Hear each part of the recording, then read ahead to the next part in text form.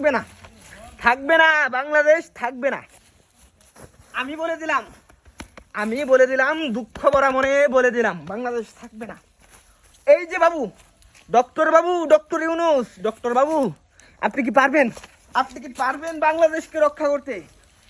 এপার বাংলার মানুষ ওপার বাংলার মানুষকে হিসু করে ভিজিয়ে দিবে। থাকবে না, থাকবে না, বাংলাদেশ থাকবে না। ওপার বাংলার অলরেডি চট্টগ্রাম আমাদের পকেটে। বাংলাদেশটা পুরোটা বাংলাদেশকে পকেটে নিতে আমার 2 মিনিট সময় লাগবে। আমাদের যে সেনাবাহিনী একটাই এটম বোমা ফেলাবো বাংলাদেশের উপর, বাংলাদেশের মানুষ দৌড়ে পালাবে। কোথায় পালাবে? ডক্টর বাবু, ডক্টর ইউনূস, আপনি কি পারবেন বাংলাদেশকে রক্ষা করতে? পারবেন না। অলরেডি চট্টগ্রাম আমরা দখল করে নিয়েছি। হ্যাঁ, আপনি জিজ্ঞাসা করে দেখেন, চট্টগ্রামের মানুষকে আপনাদের কথা শুনে না? শুনে না।